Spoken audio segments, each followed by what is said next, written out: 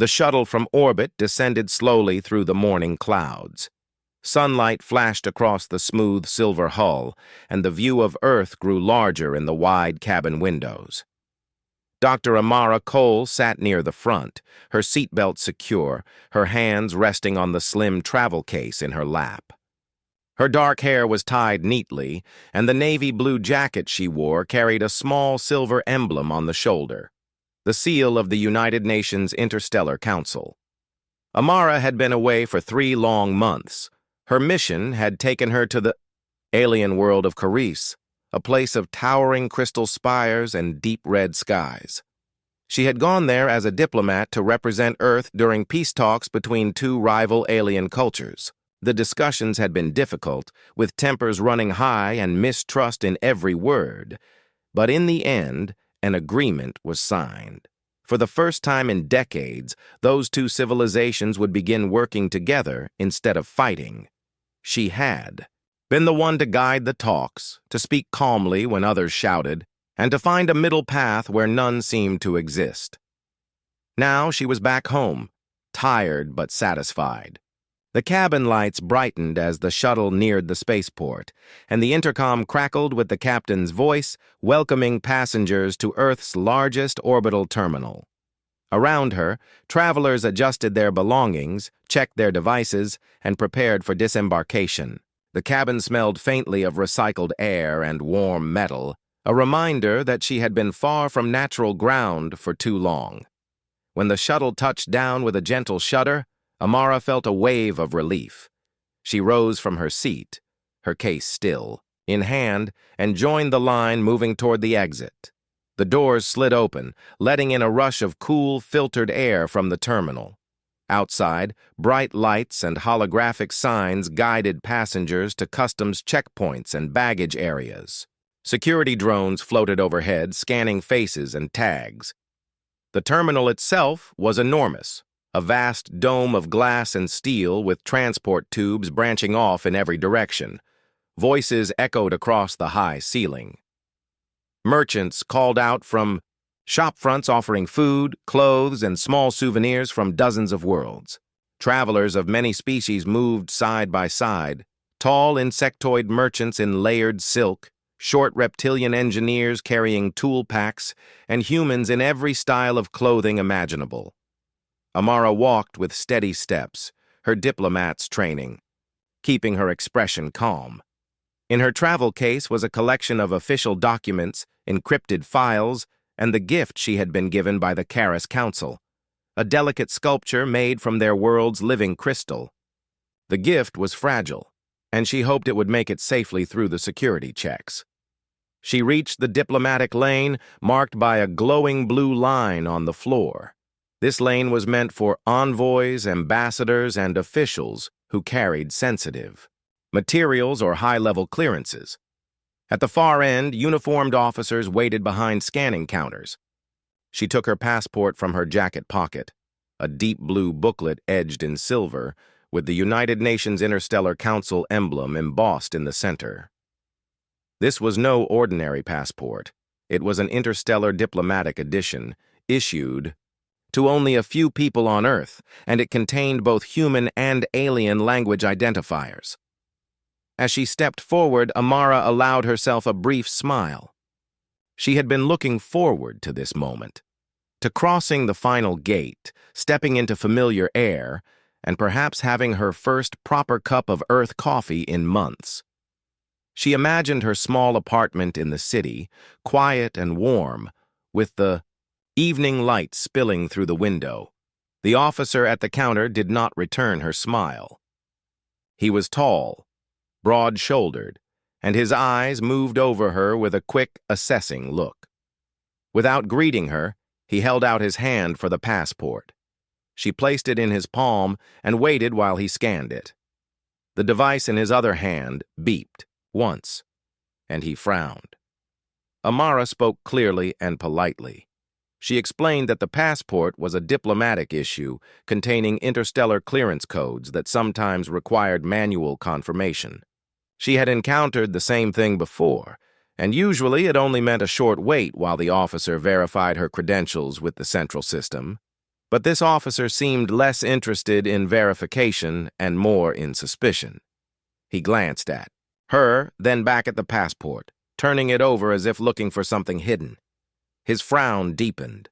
The people in line behind her shifted impatiently, and she could feel their eyes on her. Somewhere deep inside, a small knot of unease began to form. She reminded herself to breathe evenly. She had faced far more tense situations on alien worlds. This was just a routine checkpoint. She told herself that again, keeping her voice steady as she asked if there was a problem. The officer did not answer immediately. He called over another officer, a younger man with a tablet device. They spoke quietly, their words lost in the noise of the terminal. The younger officer tapped at the tablet, glanced at her once, then continued entering data. Amara waited, her fingers resting on the handle of her travel case. She noticed the security drones above had shifted slightly, their lenses pointed in her direction. She stood tall, refusing to let impatience show. The mission on Karis had taught her the value of patience, yet she could not shake the thought that this was not going to be a simple delay. When the officers finally looked up, their expressions were unreadable. The tall one held the passport in both hands. He took a slow breath, as though preparing to speak. Around them, the hum of the terminal continued, but in that small space at the counter, the air felt heavier. Amara's journey home was not going to be as smooth as she had imagined. The tall officer kept his eyes fixed on Amara as he held the deep blue passport in both hands. The younger officer stood close beside him, still holding the tablet and glancing between the screen and her. A faint tension grew in the space around the counter. Travelers in nearby lanes passed through quickly, the sound of scanners beeping in steady rhythm, but this lane had gone still. Amara waited for the officer to speak. Her training as a diplomat told her to remain calm and professional, even in situations that felt unfair. She stood straight, her hands resting lightly on her travel case, her voice quiet but ready. The officer finally spoke in a flat tone. He said that the passport looked wrong. He said the material felt different from the standard issue. The symbols on the cover did not match any in the local database, and the alien text inside could not be verified by his scanner. He ended by stating his opinion that this was not a genuine document. Amara's first thought was that there had been some error in the scanner's programming. Interstellar diplomatic passports often used security features too advanced for older terminal systems. She explained this in clear, steady words, adding that her passport could be confirmed through the United Nations Interstellar Council main network. She gave her full diplomatic identification number and offered to allow him to contact the eunuch verification office directly. The officer's expression did not change. He said that too many forged documents had passed through the terminal recently, and he would not risk letting anyone bypass the checks. He tapped the passport with his thumb and said it was probably a well-made copy. His partner on the tablet nodded slightly, as if agreeing without looking deeper. The knot in Amara's chest tightened. Still, she did not let her tone rise. She repeated that this was an official document issued to her by the eunuch central office. She reminded them that her mission had been public record and that the interstellar media had covered the peace talks she had led. Her name and face would be listed on the eunuch's site along with her active clearance status. The younger officer glanced at the tablet and said the internal database did not list her as arriving on any official eunuch transport. Amara realized why. She had returned not on a eunuch vessel, but on a neutral interstellar carrier from Karis, chosen for convenience after her diplomatic duties ended. That meant her arrival record was under the carrier's manifest, not the eunuch priority list. She explained this carefully, but she could tell the tall officer's suspicion was growing rather than shrinking. Without warning, he set the passport down on the counter and reached for a security tool clipped to his belt. It was a small device used to cut through plastic and security seals. Amara's eyes followed the movement, her mind alert. Before she could speak, he picked up the passport again and ran the edge of the tool across the seam of the cover. The sound of the material parting was sharp in the air. The silver lining split where the tool passed, and a small section of the security thread came loose. A few people in the nearby lanes turned their heads. A short, broad-shouldered alien, traveler with pale green skin, stopped mid-step to watch. The sound of rolling luggage wheels and the hum of moving walkways filled the background, but near Amara there was a heavy silence. Amara felt a rush of disbelief, but she kept her voice steady. She told the officer that damaging an active diplomatic passport was a violation of interstellar port protocol. She said it clearly so that those standing nearby could hear. The officer paused for only a moment before saying that if it was a real passport, it would have to be replaced anyway. He added that if it was fake, cutting it would prevent it from being used again. She understood then that reasoning alone would not be enough. The officer had already decided in his mind that she was not who she claimed to be. He placed the damaged passport on the counter and told her she would need to follow him to a separate screening room for further questioning. Amara considered her options. She could demand that the terminal's central authority be called immediately, but that might delay her for hours if the officer refused. She could attempt to connect her bracelet to the verification network herself, but doing so without the officer's approval could be seen as resisting the process. Instead, she agreed to follow, her movements slow and deliberate. She lifted her travel case, checked that the fragile crystal sculpture inside was safe, and walked beside the officers as they guided her away from the main lanes. Travelers watched her go, some whispering to each other, others simply curious. The screening area was quieter than the main terminal. It had a row of small glass-walled rooms with metal chairs and a long counter where security staff worked behind screens. The tall officer handed the damaged passport to a staff member at the counter and explained his version of events. The staff member, a woman with a calm but tired face, took the passport and began scanning the embedded chips. Amara sat in one of the chairs, her travel case on the floor beside her. She kept her hands folded in her lap and her gaze steady. The walls were transparent, so she could see the constant movement of people outside, crews in uniforms, travelers hurrying to their gates, and luggage carts gliding past on automated tracks. After several minutes, the staff member returned from her scanner and looked between Amara and the tall officer. She said the system could not confirm the passport's data because the chip's encryption key was locked in a mode that required an active unique network handshake. Without that handshake, the local system would show it as unverified. Amara repeated her earlier offer to connect her bracelet directly to the unique network and trigger the handshake. The staff member hesitated, then looked at the tall officer who gave a small shrug that could have meant agreement or indifference. Before any decision could be made, a soft chime sounded from the ceiling. A voice over the public announcement. System called for the terminal director to report to the diplomatic reception zone. The staff member's eyes widened slightly. She turned back to her screen, tapping quickly. Something was shifting beyond the quiet walls of the screening area, and Amara sensed that the situation was about to change. The glass walls of the screening room gave Amara a clear view of the main terminal. At first, she had only noticed the passing movement of travelers. Now she began to see more faces turning toward her direction. People slowed as they walked, past, glancing at her and then at the two officers standing nearby.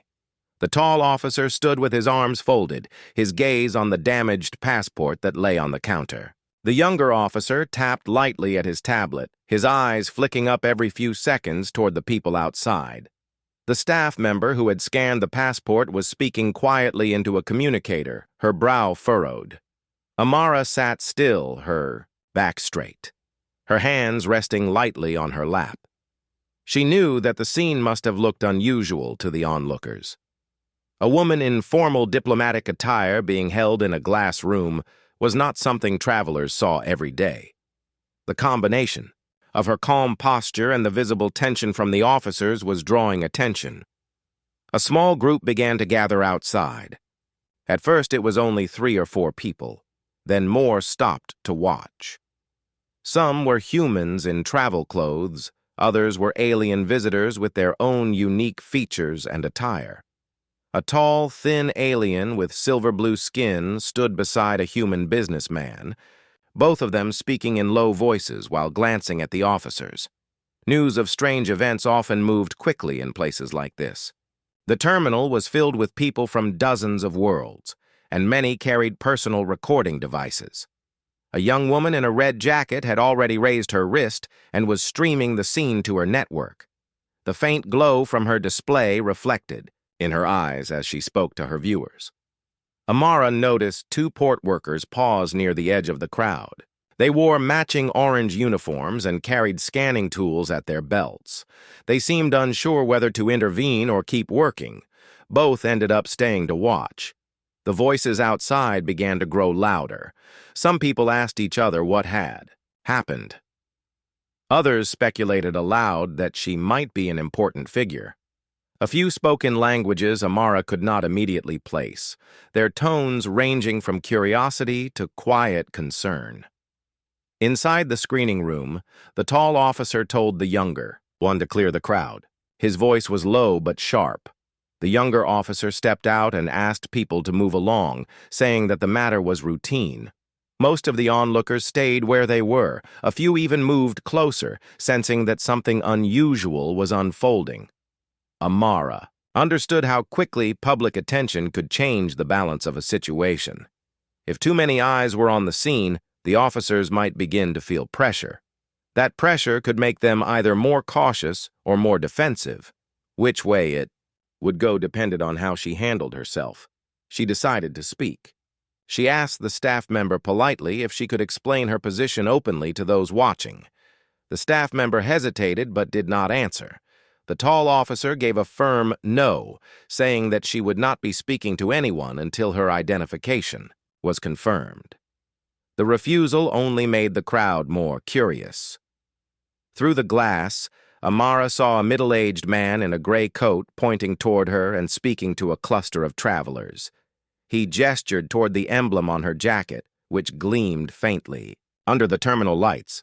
The emblem's design, the ring of stars and the interlocking hands, was known to many who followed interstellar affairs. The man in the gray coat took out his communicator and began searching for an image. Within moments, he had found it. He turned his device toward the group, showing them an official portrait of Dr. Amara Cole from the United Nations Interstellar Council website. Some of the group leaned closer, comparing the image to the woman sitting calmly in the glass room. A murmur spread through the onlookers. The young woman in the red jacket now spoke quickly to her viewers, her tone sharper than before. She pointed at Amara and then at the damaged passport still lying on the counter.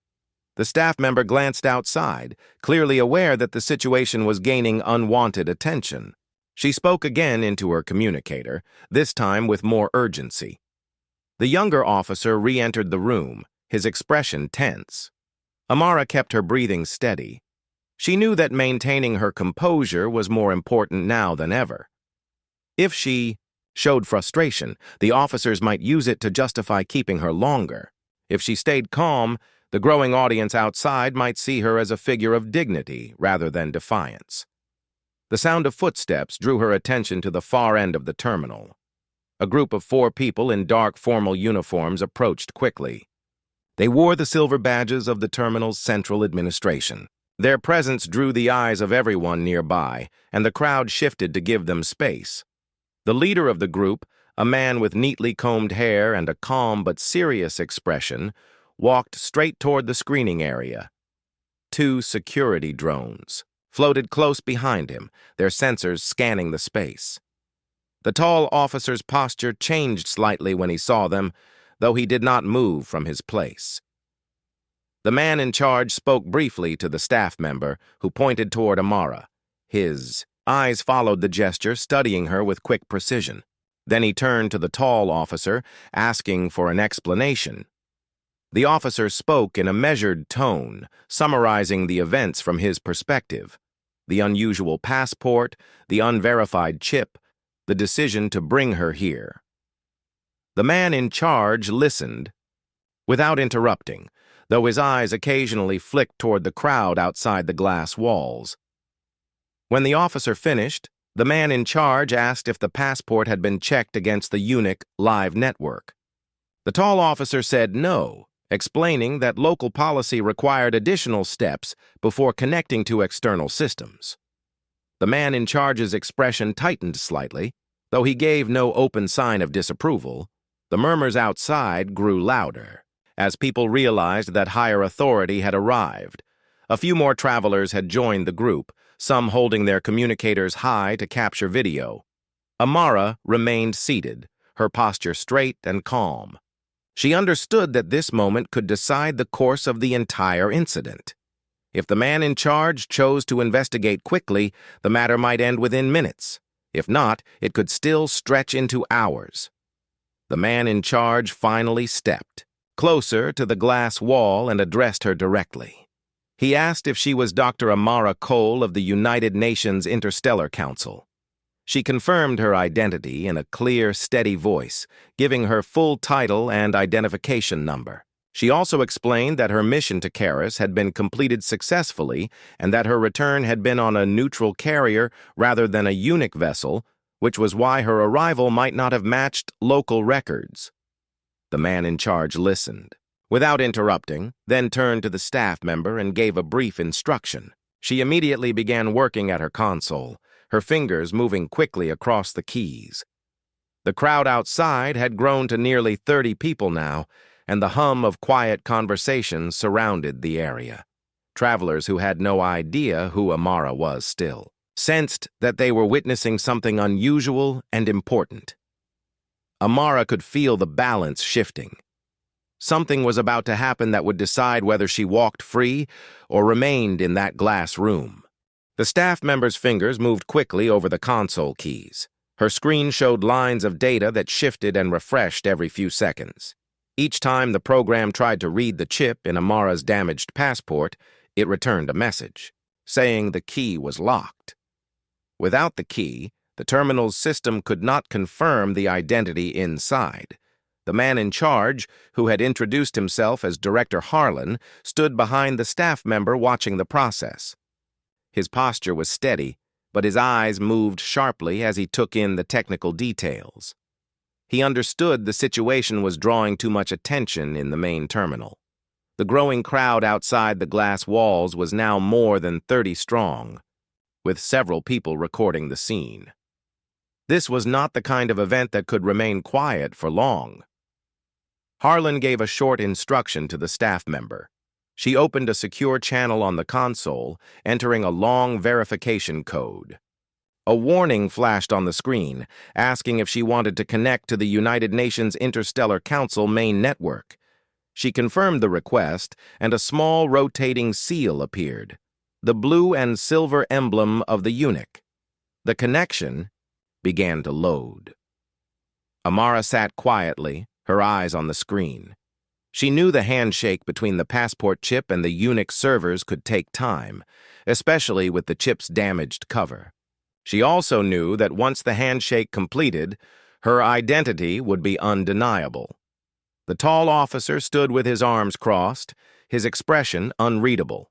The younger officer shifted slightly, glancing toward the crowd outside. Their murmurs and occasional words carried faintly through the glass. A few people pressed closer, trying to see the details on the screens inside.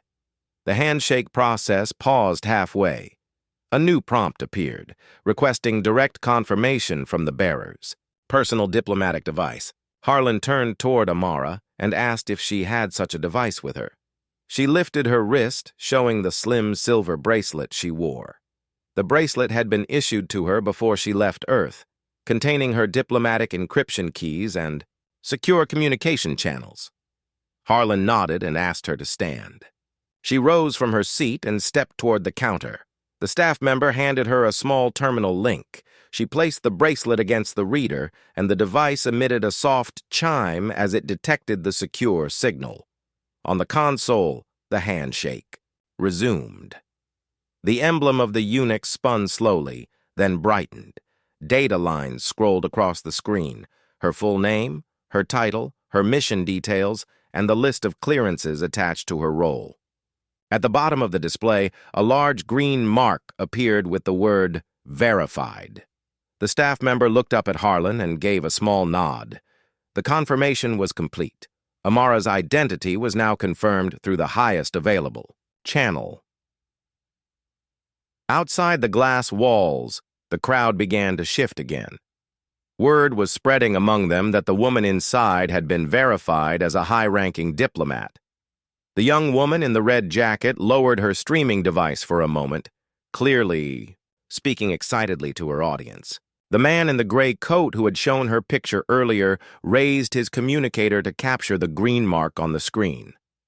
Harlan turned to the tall officer. His voice was calm, but there was a firmness beneath it. He explained that the situation could have been resolved much earlier if the passport had been checked against the eunuch network immediately. He added that the damage to the passport was regrettable, especially given its diplomatic status. The officer did not respond at first, his eyes fixed on the floor. Amara stood quietly, her expression composed. She had no interest in humiliating the officer, but she did want the truth to be clear to everyone present. Her position required her to defend the respect of the office she held, not only for herself, but for all diplomats who traveled between worlds.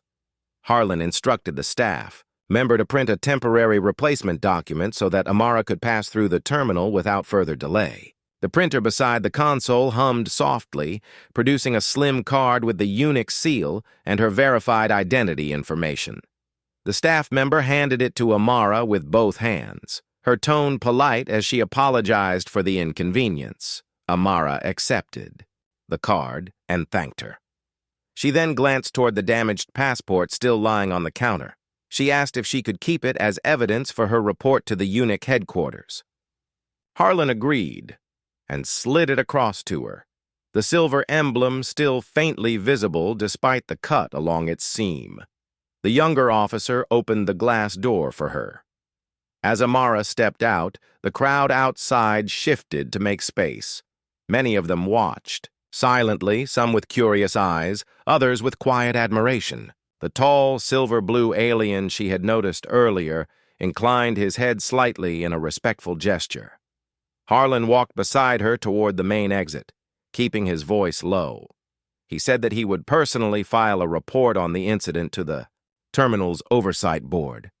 He assured her that the matter would be addressed according to protocol. She nodded in thanks, though she also knew the eunuch would follow up with its own investigation. As they neared the main security barrier, Amara noticed that a few travelers were still recording her. She kept her posture straight, her expression calm. Every step she took away from the screening area was a step toward restoring the dignity that had been challenged. At the exit, Harlan stopped and offered a short, respectful bow. She returned the gesture, then passed through the barrier into the arrivals hall. The air there felt different, warmer, filled with the mixed scents of food stands and the faint hum of conversation. She adjusted her travel case in her hand and moved toward the transport station.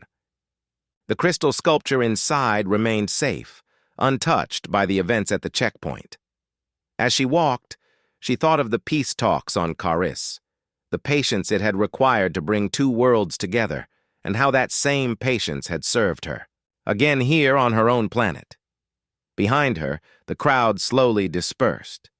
The glass-walled screening room was empty again, its chairs waiting for the next traveler to be called inside. The damaged passport in her case was a reminder of the morning's events, but so was the green mark of verification now stored in the eunuch network. Amara stepped onto the transport platform. The train's smooth hum welcomed her aboard, carrying her toward the city and the quiet of her home. The incident at the terminal was over, but she knew its effects might reach far beyond this day. The transport glided smoothly across the mag rails, carrying Amara toward the central city. She sat by the window, watching the towers rise in the distance. The sunlight reflected off the glass surfaces, turning them into tall mirrors. The steady hum of the train was almost calming, but her mind stayed on the incident at the terminal. She had faced tense moments in alien council chambers and under the scrutiny of entire assemblies, yet the experience of being doubted on her own planet still weighed on her. It was not anger she felt, but a deep concern. If this could happen to a registered diplomat with a high-level clearance, what could happen to others without such protection? Her bracelet gave a soft chime. A secure message appeared in the holographic display above her wrist. It was from the United Nations Interstellar Council headquarters. The message was marked high priority. She opened it at once. The text confirmed that the eunuch was aware of the incident. They had received the verification data from the terminal and were already in communication with the port's administrative authority. The message also included a request. She was to meet with the local eunuch delegation in the city immediately. They wanted her account of what had happened before any official statement was made to the media. Amara understood the urgency. News from the spaceport traveled quickly, and with so many recordings taken by onlookers, the story might already be spreading. She sent a short confirmation and changed her transport route toward the eunuch's embassy building. The embassy was a tall, white structure with curved edges, standing out among the sharp-angled towers around it. A row of flags lined the entrance, each representing a member world of the Council. The Earth flag flew in the center, flanked by 2 alien banners. Security at the gate recognized her immediately, opening the entrance without delay. Inside, she was met by Ambassador Ilyas Rahim, the head of the local eunuch delegation. His expression was calm but carried a trace of concern. He welcomed her into a meeting room with tall windows overlooking the city. 2 aides were already present, along with a representative from the Public Communications Office. On the table lay a display pad showing still images from the spaceport. The glass-walled screening room, the damaged passport on the counter, the crowd of onlookers outside. Ilyas gestured for her to sit. He asked her to describe the events from the moment she reached the customs counter. She spoke clearly, giving every detail in the order it had happened. She explained the officer's initial doubt, the refusal to connect to the eunuch network, the decision to cut the passport, and the eventual verification process. She also noted the presence of the crowd, the people who recorded the scene, and the arrival of Director Harlan. When she finished, Ilyas leaned back in his chair, his hands folded.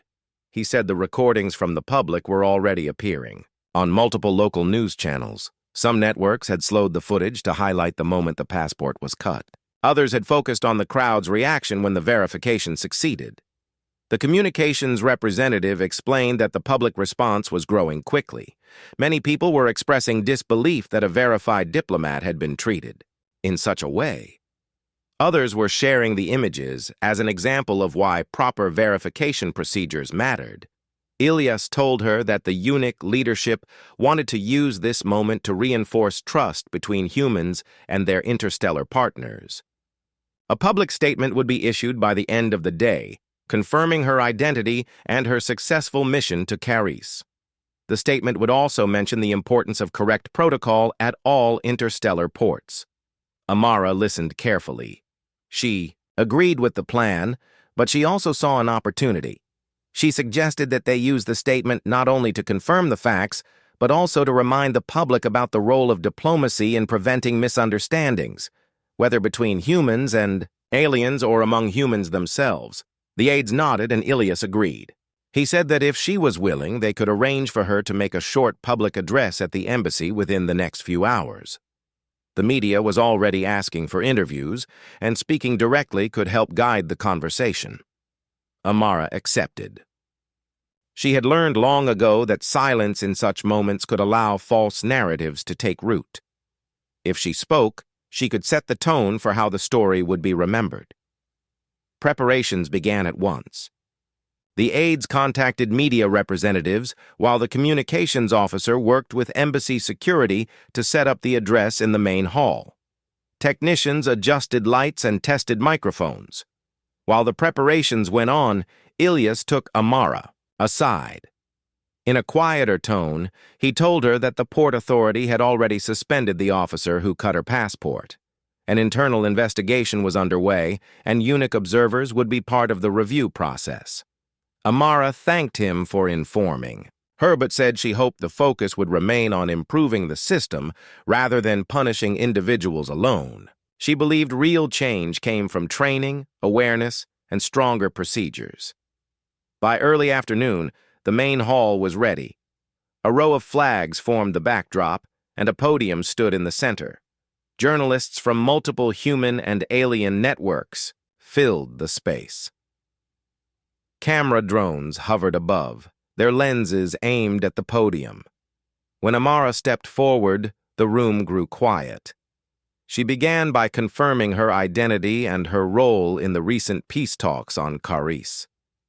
She spoke about the success of the mission and the hope it had brought for cooperation between two worlds that had long been in conflict. Then she addressed the events at the port. She explained what had happened without using any harsh words, focusing instead on the lessons to be learned. She reminded everyone that trust between worlds depended on careful communication, respect for each person's role, and adherence to agreed protocols. Her voice was steady, her tone measured. She ended by saying that while the incident had been resolved, it showed how easily misunderstandings could occur when systems failed to work together. She called for renewed cooperation to ensure that all travelers, human or alien, were treated with fairness and accuracy. When she stepped away, from the podium the room filled with the sound of applause. Reporters called out questions, but she only answered a few before leaving the stage. The rest would be addressed through the official statement later that day.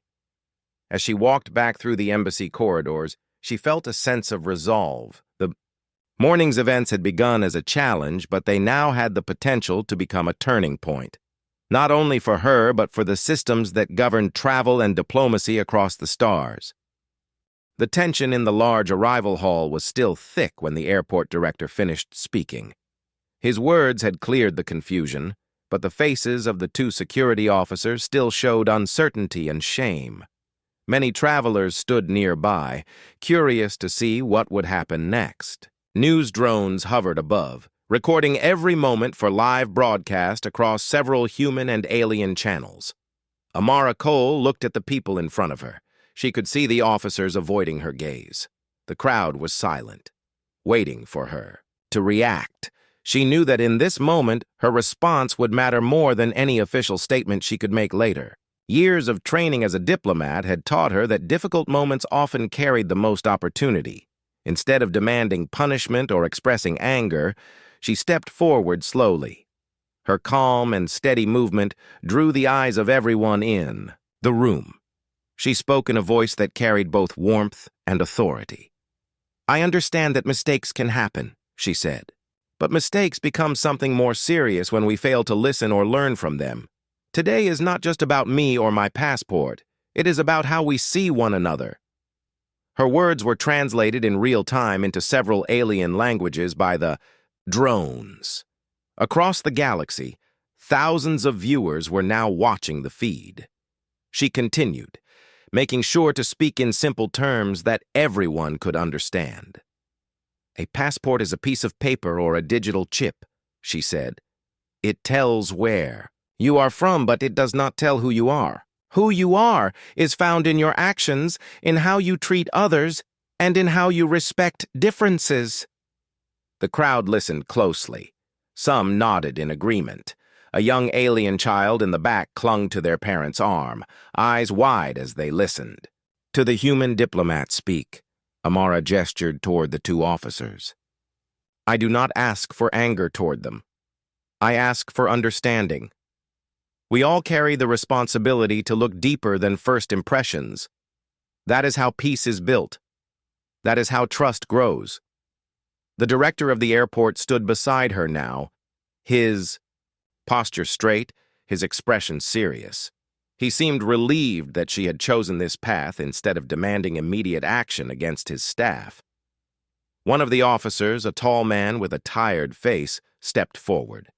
His voice shook slightly as he spoke. "I misjudged you. I made an error. I should have checked the database properly before taking action. I apologize for my behavior." The other officer nodded in agreement, looking embarrassed. Amara gave a small nod in return. "Apologies matter when they lead to change," she replied. "I believe you will remember this moment. I believe you will see people differently from now on." A murmur of agreement spread through the hall.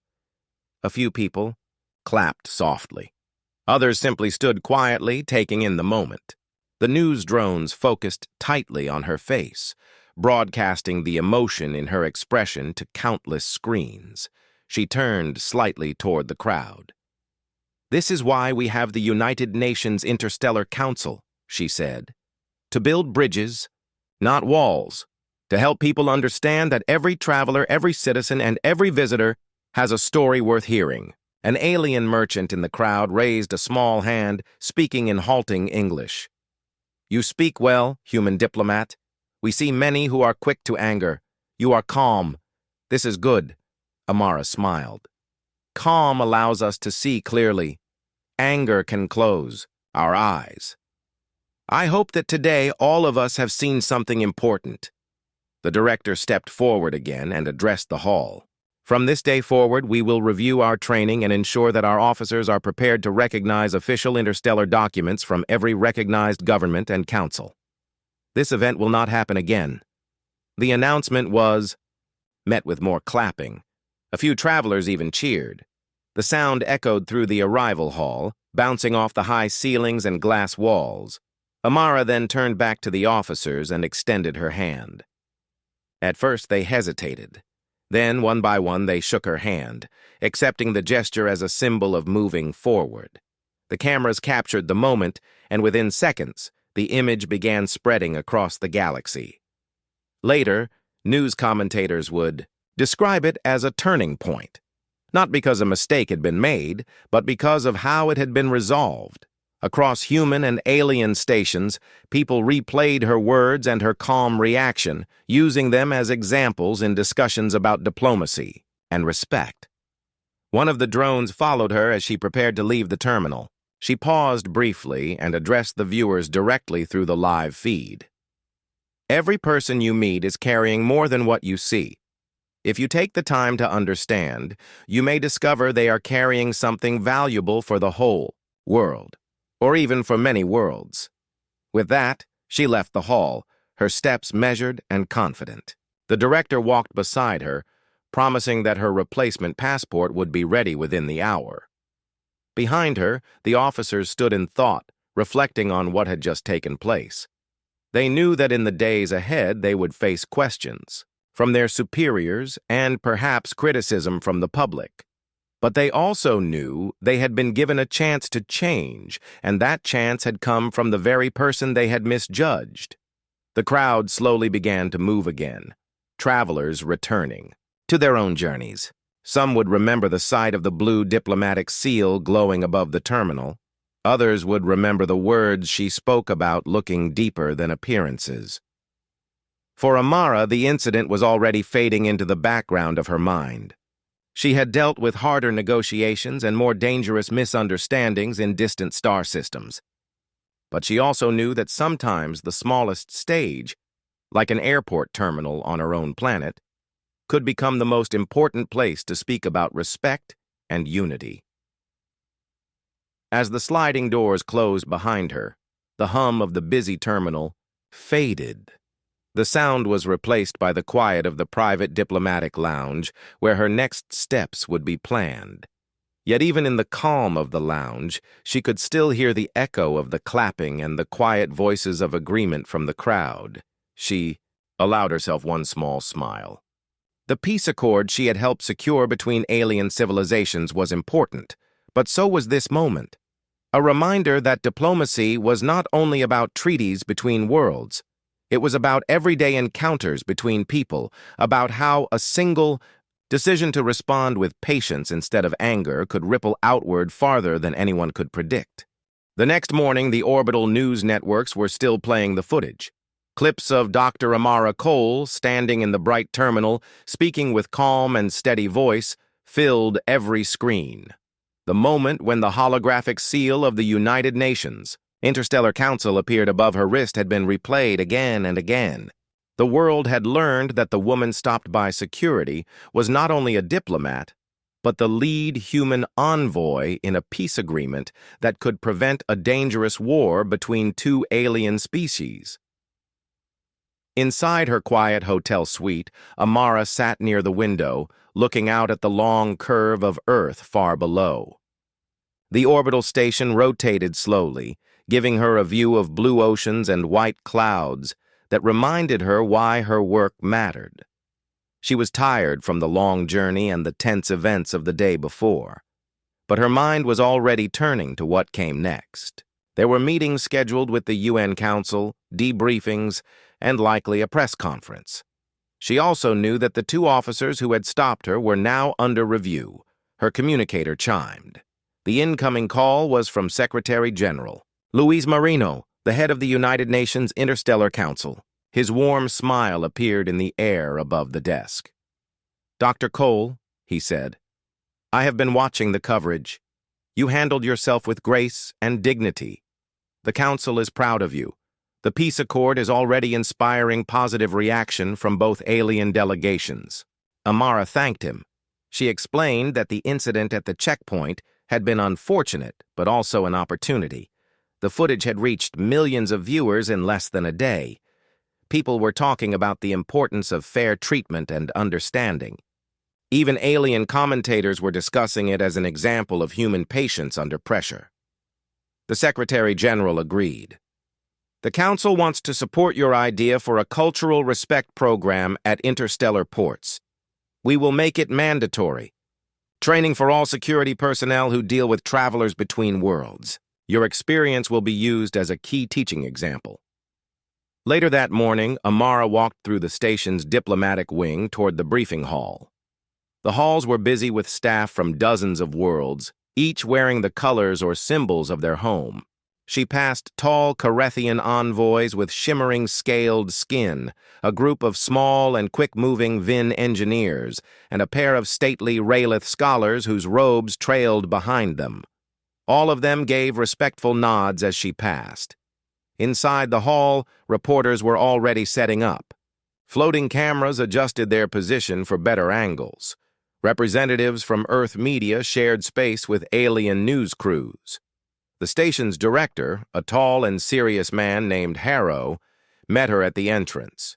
He expressed his regret again for the actions of his officers and assured her that they were cooperating fully with the investigation.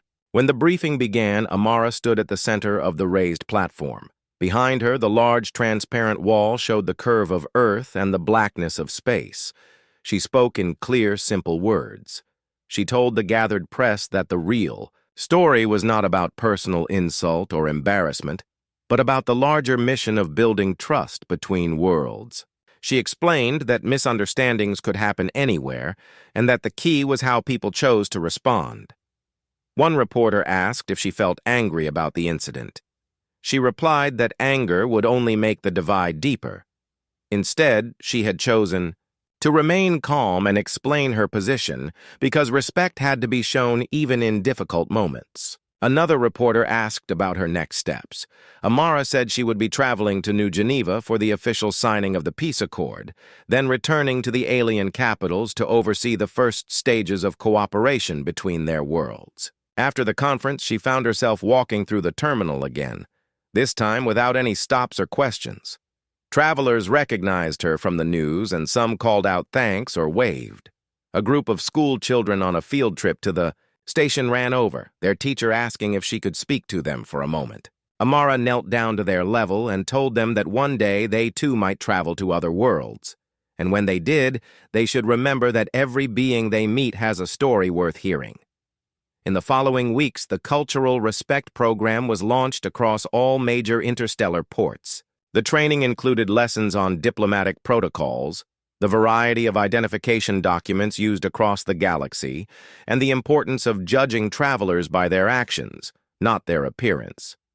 Amara's calm words from the incident were included in the program's opening module, and she recorded a special message encouraging trainees to see themselves as the first step in making visitors feel welcome.